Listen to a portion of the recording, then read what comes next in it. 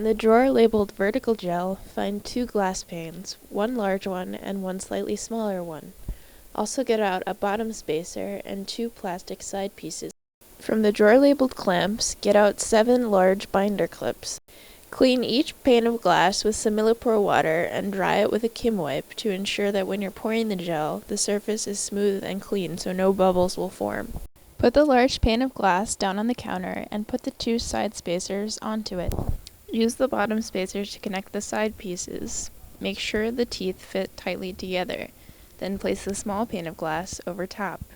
You want to make sure that the top of the small pane is tightly against the foam pieces so that your gel doesn't leak. Clamp the panes together using the large binder clips. You want to line up the top ones right under the foam bumpers to prevent leaking at the top of the gel. Do this on both sides, and on each side, clip an additional binder clip on the lower part of the edge. Place 3 clamps along the bottom edge of the panes. You want to make sure to fold down the shiny metallic pieces so that you can set down this pane contraption and have it be level. Prop up the rig at an angle for easier pouring. Use a 125 milliliter Erlenmeyer flask and add 32.1 milliliters of water. Then add 0.8 milliliters of 50 times TAE. Get the 30% Acryl from the left-hand fridge and add 6.7 milliliters to your flask.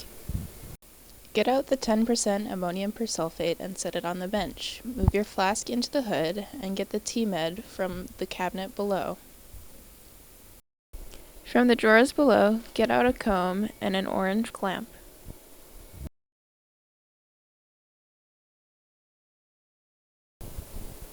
In the hood, add 40 microliters of T-Med to your flask and swirl vigorously to ensure even polymerization. Out on the bench, add 0.4 milliliters of 10% ammonium persulfate to the flask.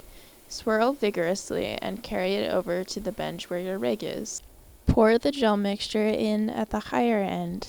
Touch the lip of the flask to the gel plate, and when it's nearly full, bring it level so that it doesn't overflow at the low end. Pour it carefully across so it fills to the top of the pane.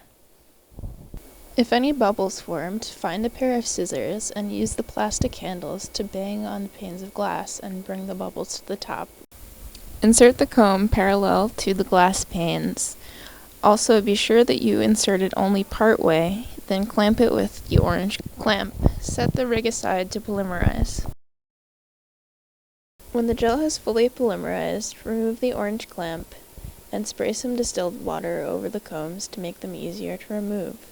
Remove them by gently pulling up as straightly as possible. If there are any bubbles, write X's over the wells in Sharpie so you don't use them. Carefully shake the water out of the wells. Find a vertical gel box and lid in the cabinet. Fill the bottom of the gel box with 1x TAE until it just covers the ledges in the bottom. Remove the 3 clamps from the bottom of the panes and also remove the white plastic spacer. You should try to rinse the white plastic spacers with distilled water quickly so the gel doesn't dry on them. Move the clamps on the side up. Lower the gel panes into the gel box at an angle so that buffer does not form bubbles between the 2 panes. Firmly clamp the panes to the gel box using the binder clips. It can be a little difficult to pry them apart. Clip a large glass pane to the back of the gel box so the buffer flows properly. Find the syringe cabinet and take out the large one with a bent tip. Use it to suck up some buffer and squirt it between the 2 panes of glass to get rid of bubbles. Find a transfer pipette and use it to blow buffer into the wells to pop any bubbles. Get out the 1x DNA ladder from the right-hand fridge. Add 2 microliters of the ladder to the first well. Cut a 2-inch piece of parafilm. Find the blue loading die and make 1 microliter spots on the parafilm. Make as many spots as you need for samples that you want to add. Find the tube of millipore water. Add 8 microliters of water to each spot. Pipette up and down gently 3 to 5 times to thoroughly mix the dye and the water. Repeat for each spot. Get out the PCR plate you want to use. Find the box cutter and use it to cut the plastic over the wells that you want to use. For each sample, using an L10, pipette up 1 microliter of DNA and add it to the spot. Then take off the tip and put it on an L20 set to 10 microliters. Use that tip to pipette the sample up and down 3 to 5 times, and then you're ready to load. When you load your samples, make sure there's no air at the bottom of your pipette tip, then push in, but do not push out all the way or you'll put a bubble in the well. Also, do not poke through the bottom. Put on the gel box lid and plug the cords into the appropriate electrodes on the side of the gel box. Plug the other end of the cords into the power supply. Make sure that the red is directly on top of the black. Then turn on the machine and adjust it to 150 volts. Press the black button to make sure that the machine is generating 0.04 milliamps. When you finish running the gel, make sure you turn the power off and disconnect the cords before you remove the lid to the gel box.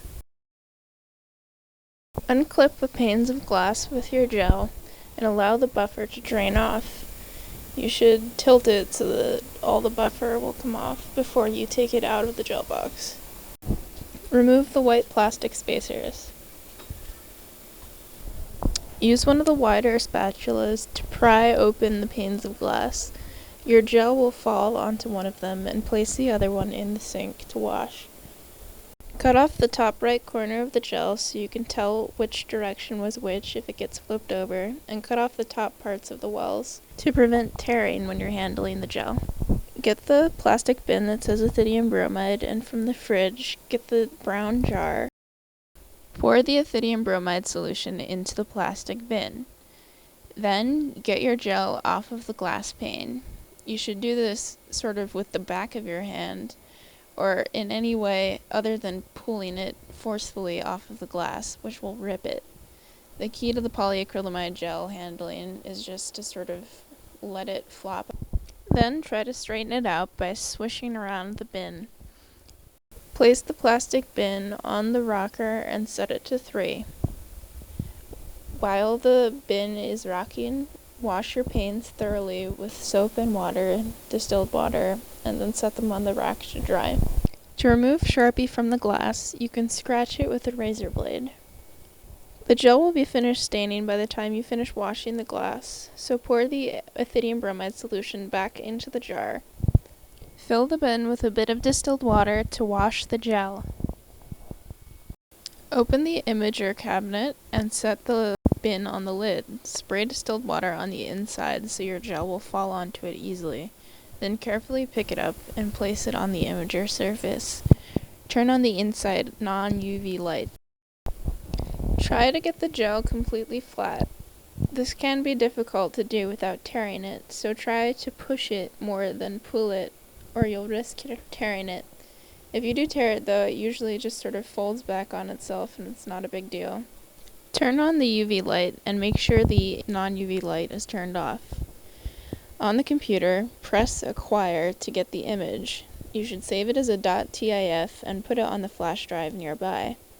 When you've saved the image, turn off the UV light, open the cabinet, and throw away the gel in the ethidium bromide waste. Drain off the TAE buffer back into the stock bottle. You should rinse out both parts of the gel box with distilled water and set it back up in the cabinet to dry. Make sure you spray the inside of the imager with distilled water, then dry it thoroughly with paper towels. If you forget to clean the imager, you will ruin the inside,